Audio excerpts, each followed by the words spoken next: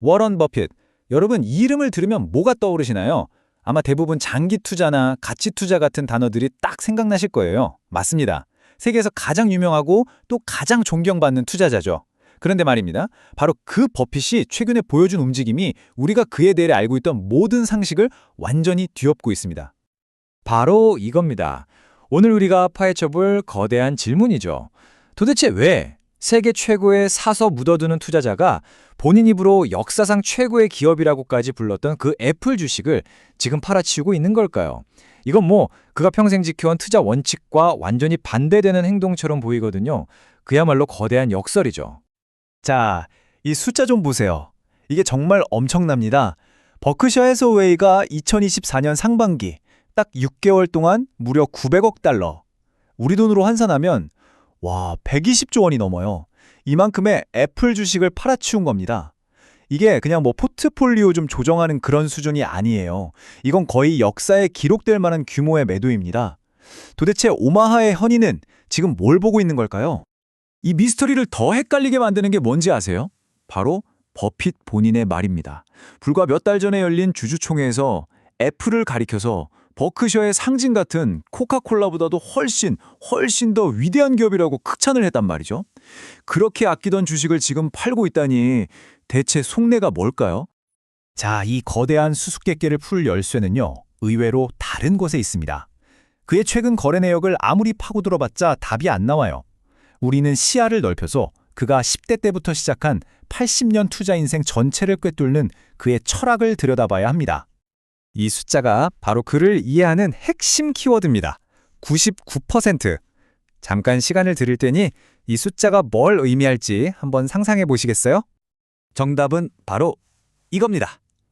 그의 어마어마한 재산의 99%가요. 놀랍게도 65세 생일이 지난 뒤에 벌어들인 거라는 사실. 이게 무슨 뜻일까요? 그가 무슨 한두 번의 대박으로 갑자기 부자가 된 게 아니라는 거죠. 마치 눈덩이가 굴러가면서 점점 커지듯이 복리의 힘을 80년 넘게 묵묵히 인내하면서 몸소 증명해낸 결과라는 겁니다. 그의 성공 비결은 속도가 아니라 바로 시간에 있었던 거죠. 그의 철학을 제대로 이해하려면 모든 게 시작된 그 뿌리로 거슬러 올라가야 합니다. 바로 그의 스승이자 가치 투자라는 개념을 처음 만든 사람, 벤저민 그레이엄에게로 말이죠. 그레이엄 철학의 심장은 딱 하나, 바로 안전마진입니다. 아주 간단하게 말해서 절대로 돈을 잃지 않는 투자를 하자는 거예요. 어떤 기업의 진짜 가치보다 시장 가격이 터무니없이 쌀 때만 사는 거죠. 그래야 혹시 무슨 일이 터져도 내 돈을 지킬 수 있는 일종의 방어막이 생기는 거니까요. 제1원칙, 돈을 잃지 마라. 제2원칙, 제1원칙을 절대 잊지 마라. 그레이엄에게는 이게 전부였습니다. 하지만 버핏은 스승을 그대로 따라하는 데서 그치지 않았습니다. 스승의 가르침을 깊이 흡수했지만 그의 평생 파트너인 찰리 먼거와 함께 이걸 한 단계 더 위대한 철학으로 발전시켰죠. 진화시킨 겁니다. 이 비교가 그 차이를 아주 명확하게 보여주는데요. 스승인 그레이엄이 길바닥에 버려진 담배꽁초 주워서 한두 모금 빨고 버리듯이 그저 싼 주식을 찾았다면 버핏은 아예 평생을 함께할 훌륭한 기업을 찾아 나선 겁니다. 싼 기업에서 좋은 기업으로의 전환, 바로 이게 버핏을 전설로 만든 위대한 생각의 전환이었어요. 그럼 도대체 그 훌륭한 기업의 기준이 뭘까요? 버핏은 이걸 경제적 해자라고 불렀습니다. 옛날에 성을 지키기 위해서 성 주위에 파놓은 깊은 연못? 그 해자처럼요, 다른 경쟁자들이 감히 넘보지 못하게 만드는 강력한 경쟁 우위를 말하는 거죠. 이 해자라는 것도 종류가 여러 가지가 있어요.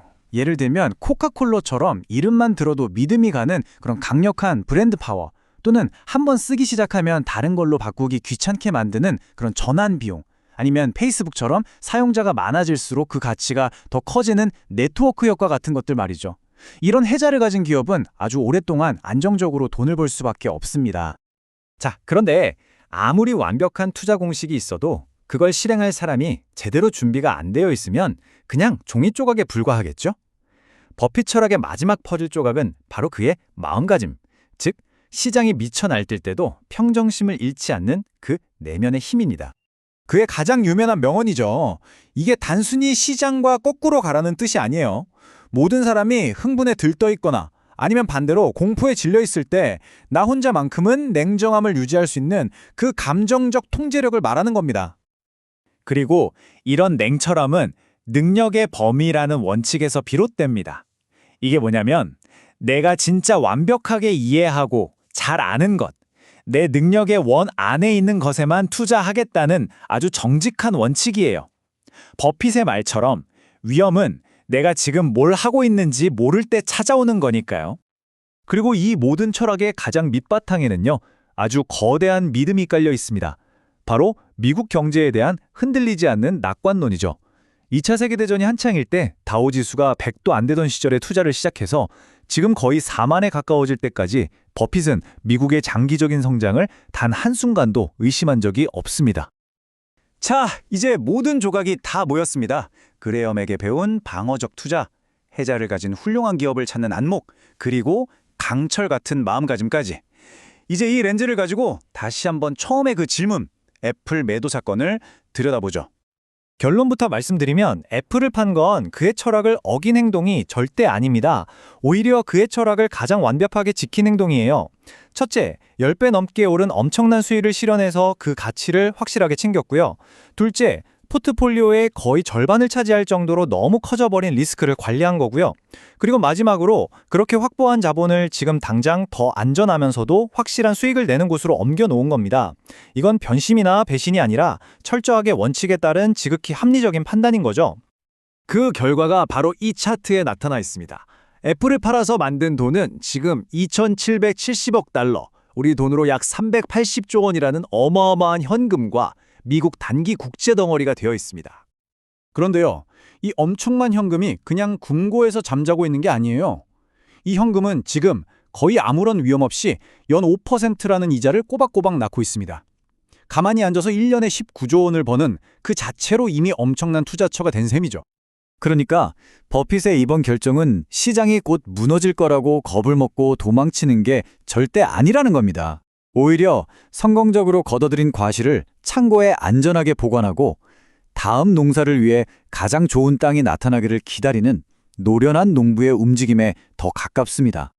다음의 위대한 기회를 잡기 위한 아주 치밀하게 계산된 준비 과정인 거죠. 결국 우리가 던져야 할 진짜 질문은 버핏은 왜 애플을 팔았나? 이게 아닌 것 같습니다. 진짜 질문은 바로 이거죠. 세계 최고의 가치 투자자가 400조 원에 가까운 현금을 손에 쥐고도 마땅히 살만한 자산을 찾지 못하고 있다는 이 사실은 지금 우리 눈앞의 시장에 대해 대체 무엇을 말해주고 있는가? 이 질문에 대한 답은 아마 우리 각자가 깊이 생각해 봐야 할 숙제일 겁니다.